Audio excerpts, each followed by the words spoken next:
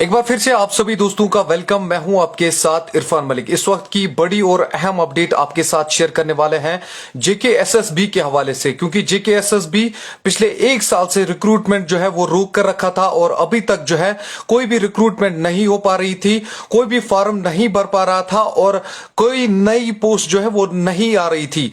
अब जो है फाइनली एक बड़ी और अहम अपडेट आई है और खासकर ये उन नौजवानों के लिए बड़ी इंपॉर्टेंट खबर है जो कि इस वक्त बेरोजगार है, जो कि इस वक्त रोजगार की तलाश में है। आपको बता दें, इस वक्त Jammu Kashmir service selection board की तरफ से जो है रिजल्ट्स अनाउंस कर लिए गए हैं, जिसमें सबसे बड़ा एग्जाम जो है जम्मू कश्मीर पुलिस का जो सब इंस्पेक्टर एग्जाम है वो है, उसका रिजल्ट फिलहाल मंजर आम पर आ चुका है। और इसके साथ साथ में जेई सिविल का जो एग्जाम लिया गया था पिछले साल दिसंबर में, उसके भी रिजल्ट फिलहाल अनाउंस कर लिए गए हैं।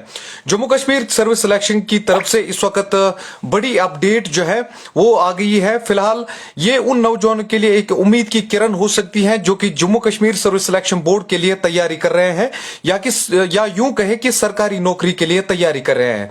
आपको ये बताते चले, पिछले एक साल से जो है कभी कोर्ट का चक्कर, कभी कुछ, तो किसी भी वजह से रिक्रूटमेंट जो कि एसएसबी रोक के रखे थे।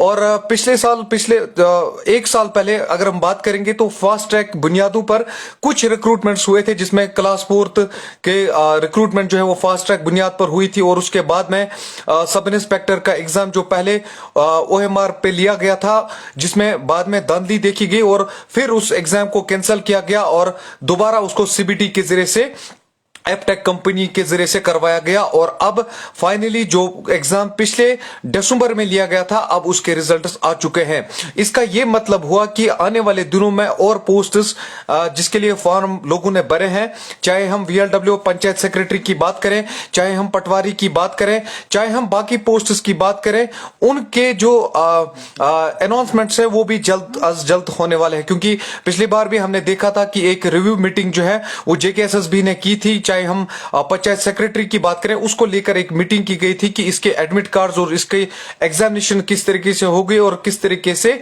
इसका लाहेअमल बनाया जाएगा। हालांकि अभी जो रिजल्ट्स अनाउंस किए गए हैं, इसका यही मतलब हुआ कि आने वाले दिनों में जो है और रिक्रूटमेंट्स होने वाले हैं और फॉर्म निकलने वाले हैं और भर्तियां होने वाले हैं। क्योंकि जिस तरीके से हमने देखा था कि पिछले एक साल से दिसंबर में इसके एग्जाम्स हुए थे, चाहे हम जेई की बात करें, चाहे हम सब इंस्पेक्टर की बात करेंगे, सीबीटी टेस्ट लिए गए थे।